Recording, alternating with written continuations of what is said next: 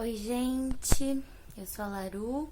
Hoje eu tô num cenário diferente porque eu tô na minha casa em Presidente Prudente. Já cheguei aqui pra passar férias, vou embora só o ano que vem.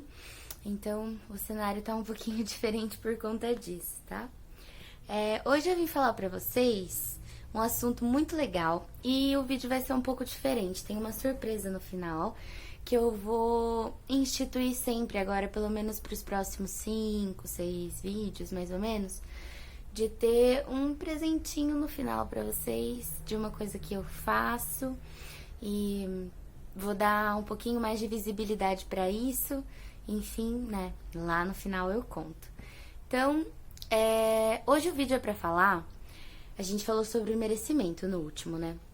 Então esse vídeo de hoje é pra falar de onde a gente pode tirar força quando a gente se sente mal, quando a gente tem dias ruins, quando a gente se sente um peixe fora d'água, enfim.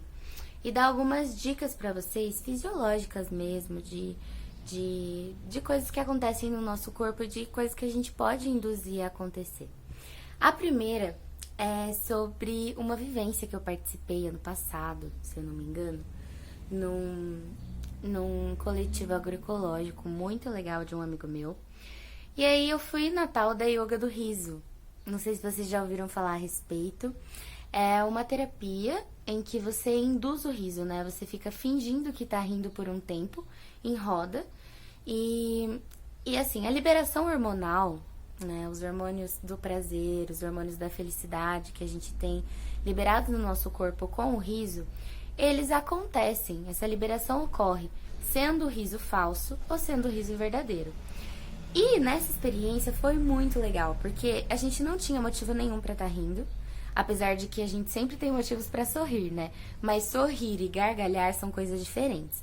Então, nessa yoga específica, a gente ficava forçando o riso, e como a gente tava em grupo, chegava uma hora que não era mais forçado, sabe? A gente ria da outra pessoa rindo, que ria de volta da gente rindo de si mesmo, e a gente fez uma prática de 40 minutos forçando o riso.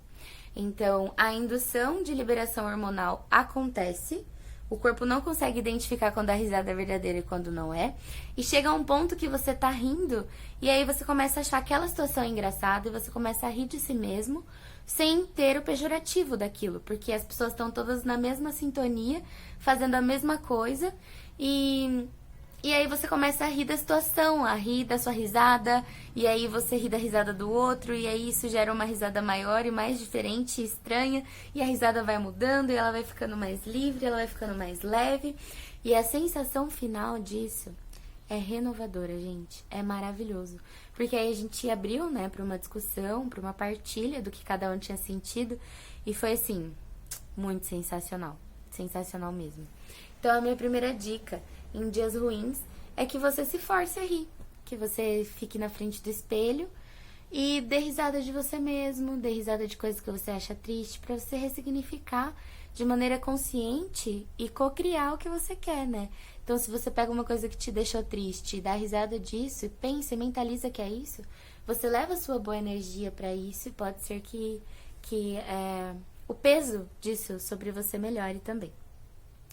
Outra dica muito legal quando a gente tá numa transição de fase, quando a gente muda de grupo, por exemplo, quando eu fui pra Curitiba, eu perdi o meu grupo de suporte, né? Porque os meus amigos eram todos daqui, eu não conhecia ninguém lá.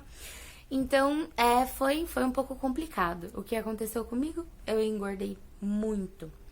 O que a gente faz de analogia, né? Quando a gente se sente um peixe fora d'água, e pensando assim no baiacu, que é aquele peixe que incha, sabe?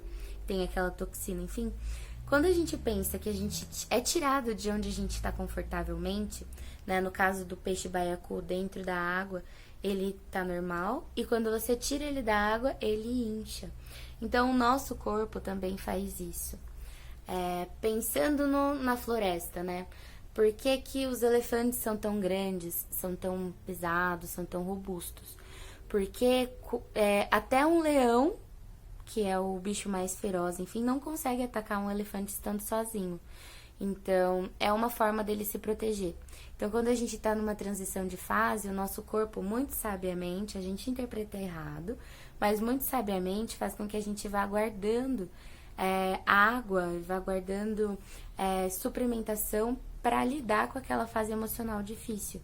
Por isso que a gente tende a aumentar de peso de maneira significativa em momentos de transição ou em momentos que a gente sai, fica um pouquinho de peixe fora d'água. Uma dica para isso é fazer com que as nossas células, as mais ancestrais presentes no nosso corpo, estejam numa reconexão com a substância salina. Porque pensando no período evolutivo humano, nós éramos animais marinhos antes, né? E à medida que a evolução aconteceu, a gente foi saindo da água, a gente foi para uma postura bípede, enfim. Então, quando a gente coloca o pé em uma solução de água marinha, ou até imersão completa mesmo, uma banheira com água de sal marinho, a gente faz com que as nossas células sejam enxugadas por elas se sentirem de novo num meio confortável. Então, a dica é que quando você estiver se sentindo muito inchado, você tente pensar onde que você está se sentindo mais um peixe fora d'água, se essa sua casualidade emocional cabe nesse momento, e geralmente cabe, e aí fazer banhos ou de sal, imersão de sal, dos pés, desculpa, imersão dos pés em uma bacia com água e sal marinho, ou imersão numa banheira mesmo de sal marinho. Ou, se você pode, dá um pulo na praia. Um mergulho na praia é melhor ainda, porque a água com sal a gente simula a água do mar, né? Então, se você puder ir pro mar, melhor ainda. Então, a gente indica, geralmente, que a proporção seja de 1 litro para cada colher de café de sal marinho. E isso ajuda bastante, bastante, bastante quando a gente pensa em inchaço geral do corpo, tá bom? Outra dica muito legal em momentos em que a gente se sente meio aéreo, em momentos que a gente se expõe a lugares que a gente sente energia pesada de mal olhado, é muito legal colocar os pés na terra. Os pés na terra trazem o sentido da gente irrigar as nossas raízes, né? Quanto mais nutridos nós estivermos das nossas raízes, da força que nos move, né? Da força da mãe natureza, mais fortes a gente tá e mais aterrados a gente fica. Então, a gente passa a quase que desenvolver um escudo de proteção nutrido pela terra a partir do momento que você se descarrega no chão. E isso é muito legal, porque você pode pensar nisso no banho, por exemplo. Porque apesar de você tomar banho em cima do chão, né? Às vezes é prédio, enfim. Lá embaixo, no fim de toda a construção, lá no fundo, a gente tem terra. E antes da sua casa ser sua casa, ela era a natureza. Então, a partir do momento que a gente torna consciente a capacidade de acessar a terra, mesmo sem precisar estar na terra, isso ajuda bastante os nossos momentos de ancoramento, quando a gente não tem pra onde correr e tá se sentindo mal e precisa descarregar mesmo, né? E o quanto a gente recebe a energia vital da vida mesmo no nosso pé. Então, eu costumo muito indicar para as pessoas que eu gosto de caminhar com os pés no chão, de enfiar os dedos na terra até sentir a terra gelada, sair da superficialidade seca dela, né? Chegar no fundinho molhado e sentir a energia que vem, imaginando mesmo como se seu corpo fosse um tronco de árvore e seus pés fossem as raízes, assim. E a necessidade que a gente tem de aterrar, né? De olhar para o nosso pé e entender que ele é só parte da natureza e enxergar as raízes imaginárias que nutrem a gente o tempo todo, que fornecem, né, essa nossa energia vital no pé. Mais uma dica que eu dou muito legal é em relação ao fogo.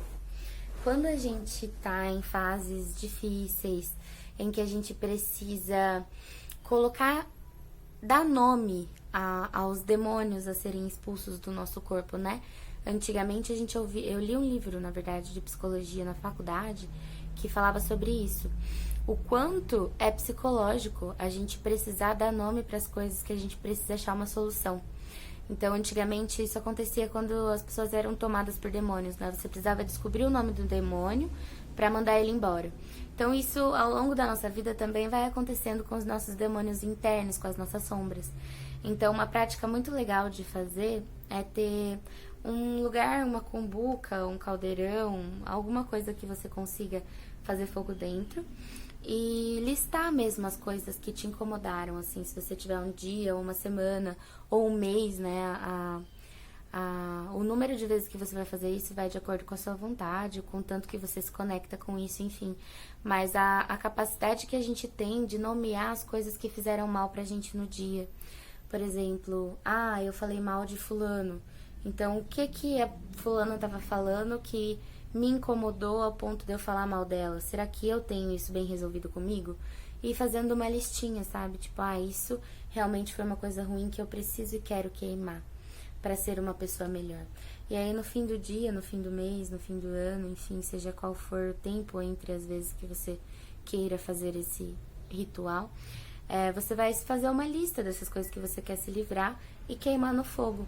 E perceber as salamandras do fogo, né? O quanto o fogo queima, como ele tem essa capacidade de transmutação e o quanto ele é acessível, quanto você consegue ver a maleabilidade dele, mas não antecipar os movimentos que ele faz. E que você poderia controlá-lo se você conseguisse antecipá-lo, mas isso não é possível. Então, que se você vai direto ao ponto, você é queimado, você aprende uma lição com ele. Então, o fogo é muito legal para isso. E o vento tem o ar, né? O ar é o que tem o oxigênio que a gente respira. Então, a cada vez que a gente pensa no vento, a gente pode soprar novas ideias como se tivesse saindo sementes da nossa boca e a gente soprasse isso pro mundo e pedisse mesmo, em forma de pedido, para que o vento leve aonde isso for florescer. E imaginar mesmo uma sementinha saindo, sendo plantada aonde você quer. Geralmente isso ajuda a gente a definir os nossos sonhos, porque se você imagina uma sementinha saindo da sua boca sem destino, pode acontecer, já é um passo a mais para que aconteça, mas se você tem o destino final daquele lugar, você pode estar na sua casa e soprar para o seu trabalho, você pode estar no seu trabalho e soprar para uma viagem que você quer fazer, você pode estar com o seu sentimento aflorado e soprar para um ser que você quer germinar amor, alguém que você pensa que gostaria que tivesse, né, uma devolutiva afetiva em relação a você. Então o vento é muito legal, além dele também nos nutrir por causa desse fato do oxigênio, né, de que a gente precisa dele para os nossos órgãos vitais conseguirem exercer suas funções, para o nosso corpo funcionar, né? A gente sabe que sem respirar a gente não dura nada. Enfim, então ou talvez assim emanar amor por meio da sua semente, que você imagine a semente saindo da sua boca, deixando o ar mais limpo, intercedendo para que as pessoas que poluem o ar tenham uma pitadinha de dor na consciência e mudem esses hábitos. Então a gente pode imaginar e fazer muitas coisas com o vento, né? E o éter, que é o último elemento, né? O mais legal de todos, que é a sutileza. E o quanto a gente vai percebendo a força que ele tem à medida que a gente vai desbloqueando e fazendo um pouquinho de cada coisa dessas dicas que eu dei aqui pra vocês. Então, a surpresa do vídeo de hoje e dos próximos que virão é que eu escrevo algumas músicas. E as minhas músicas, elas são poesias que têm uma sonoridade. Mas eu comecei a tocar agora, né? Eu tô começando a aprender a tocar o ukulele. Então, elas não têm cifra ainda. E aí eu vou só cantarolar aqui pra vocês. Infelizmente, dessa vez vamos ter que ter edições no vídeo, porque eu recebi uma chamada que me atrapalhou a terminar o vídeo. Mas eu tava falando, então, das músicas que eu compus, né? E aí eu quero fechar deixando a letra pra vocês refletirem um pouquinho. E coisas novas virão com essas músicas, mas elas são muito legais pra não serem ouvidas só porque ainda não estão completamente prontas. Então hoje a música que eu vou cantar se chama Energia Vital no Pé. E tem tudo a ver com o tema que eu resolvi falar pra vocês, né? Então ela é mais ou menos assim. Eu recebo energia vital no pé, pois é vida, eu li todo teu rodapé. Quem já leu compartilha da conclusão, toma das que nos nutrem estão no chão. O contato com a terra traz sintonia, natureza e fé transpõe energia, que fluindo atrai, vê se te atenta, você é responsável pelo que fomenta. Mãe mais linda, querida natureza, ser vivo que respire grande alteza, perdoa esse excesso de consumo, dai-nos chance de um novo rumo, emanai sobre nós a divindade, restaurando o espírito da bondade, traz à luz consciência e respeito, afastando a injúria e o preconceito. Gratidão toda a ti e esperança, pra que a mãe reensine a criança os princípios de amor e acolhimento, pra que assim nunca falte provimento. Eu recebo energia vital no pé, pois é vida, eu li teu rodapé. Quem já leu compartilha da conclusão, toma das que nos nutrem estão no chão, pois é vida, eu li teu rodapé, e assim recebo energia no pé. Quem já leu compartilha da conclusão, toma das que nos nutrem estão no chão. Bom, gente, então é isso. Muito obrigada por assistirem até aqui, por ouvirem do meu coração pro coração de vocês. Continuamos nos vendo por aí. Vou continuar por aqui agora com essa novidade das musiquinhas fofinhas no final, tá bom? Espero que vocês tenham gostado. Se vocês gostaram, compartilhem com os amigos para que a informação chegue para quem precisa, né? E aí a gente continua se vendo por aí, agora num cenário novo. Até mais!